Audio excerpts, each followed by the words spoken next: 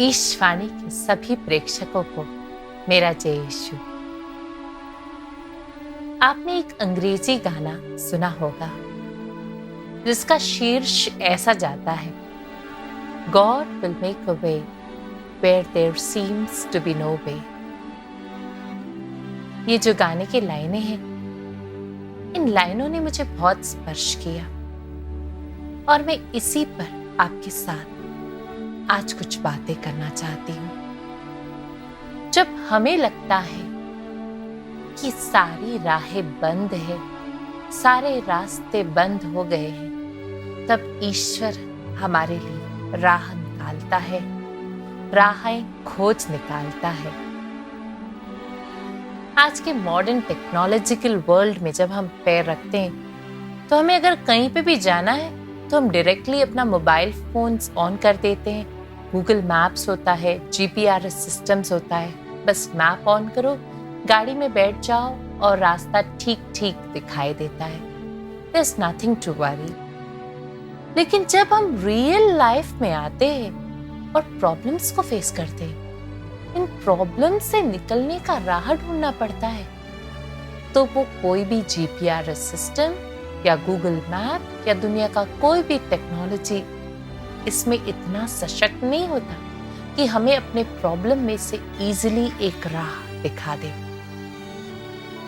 तब हम समझते हैं कि इस सारी टेक्नोलॉजी के ऊपर एक महान शक्ति है, एक परम शक्ति है जो हमें राह दिखा सकती है, और वह है ईश्वर। वह है पिता ईश्वर, जिन्होंने प्रभु यीशु को हमारे लिए दिया ताकि वे हमें पाप की राह से निकालकर स्वर्ग की राह पर ले चले। जरा सोच के देखिए, इस्राएली जनता को 40 वर्ष तक वे मरुभूमि में घूमते रहे, राह ढूंढ रहे थे कनान देश जाने के लिए। आखिर उनके साथ हुआ क्या था? वो रास्ता इतना लंबा नहीं था कि उनको 40 वर्ष का समय लग जाए मरुभूमि से कनान देश जाने के लिए, पर उनकी डिसोबीडियंस, उनके अनाज्ञाकारिता के कारण उन्हें उनका राह लंबा हो गया।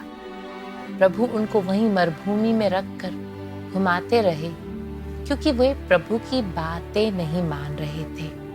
उनका राह कठिन और लंबा हो गया।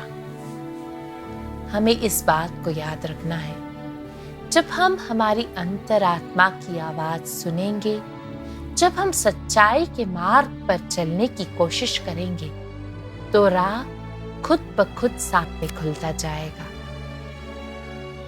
पर कभी कभी ऐसा लगता है कि मैं सब कुछ सही कर रहा था, पर अब मैं हार गया हूं, मुझे कोई राह नहीं दिख रहा है। पर विश्वास कीजिए दोस्तों, ईश्वर के लिए सब कुछ संभव है। वह हमें जरूर राह दिखाएगा। एक बार मेरे घर में कुछ मेहमान आए थे और मैंने अपनी दीदी से कहा कि इनके लिए नींबू शरबत बनाना, और मैं उनके पास बैठी रही बातें करने के लिए। कुछ 5-10 मिनट हो गया, अब तक तो आ जाना चाहिए शरबत, पर दीदी शरबत नहीं लेकर आई। तो मैंने मेहमानों को वहां बिठाकर मैं अंदर किचन में चली गई। देखा तो दीदी वहां नहीं दिख रही थी, पर 5-6 नींबू बस रखे थे और वहां पर एक चाकू रखा था। मुझे लगा दीदी कोई काम के लिए गई होगी। मैंने तुरंत उन नींबुओं को काटा और 5 नींबुओं को निचोड़कर एक मग में थोड़ा पानी रखा हुआ था, उसमें निचोड़कर डाल दिया। और जब 5 नींबू निचोड़कर उस मग में डाल दिए, तब पीछे से दीदी की आवाज आई, ये क्या कर रही है? मैंने तो इसमें ऑलरेडी नींबू निचोड़कर डाल दिया था, ये तो मैंने अलग से एक्स्ट्रा बाहर रखे थे। अब मैं बड़ी सोच में पड़ गई। बस 5 लोग आए हैं और ये नींबू का रस या जो शरबत हमने बनाया है, ये इतना खट्टा होगा? 5 लोगों के लिए पानी और इसमें 10 नींबू निचोड़े हैं। बहुत ज्यादा, 10 या 15 सोच लीजिए, बहुत ही ज्यादा खट्टा लग रहा था।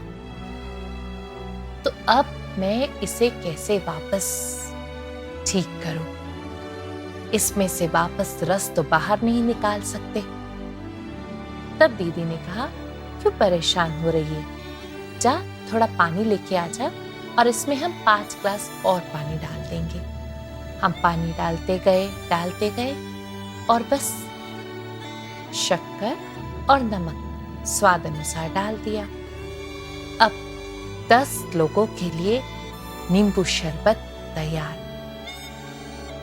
कभी कभी हम ऐसा सोचते हैं कि हमारे जीवन में हमसे कुछ ऐसी गलती हो गई है कि हम कभी भी सुधर नहीं सकते, पर हर गलती को भी हम सुधार सकते हैं जब हम अपने अंदर ईश्वर को भरें। जैसे हमने जब नींबू शरबत बनाया और उसमें से हम नींबू का रस नहीं निकाल पाए, तो उसमें हमने बाहर से पानी डालकर उस रस को ठीक कर दिया। उसी प्रकार जब हमारे अंदर कुछ नेगेटिविटी है, कुछ गलतियां हैं, अगर हम उस नेगेटिविटी और उस गलती को बाहर निकालना चाहते हैं, तो सबसे उत्तम मार्ग यह है कि हमारे अंदर पॉजिटिविटी को भरिए, हमारे अंदर ईश्वरीय चिंतन को भरिए। आप प्रभु यीशु का नाम जपते रहिए। अपने आप देखेंगे कि आपके अंदर से नेगेटिविटी धीरे धीरे निकल रही है। प्रभु यीशु का नाम इतना सशक्त है कि वो किसी भी पाप को आपके अंदर से निकालकर आपको पवित्रता से भर सकता है।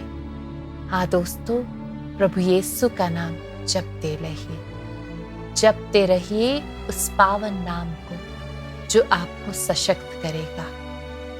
यीशु नाम में ही शक्ति है।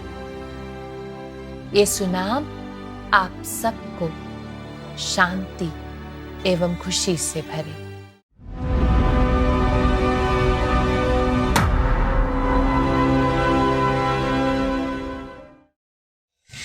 For latest videos and updates, like, share and subscribe.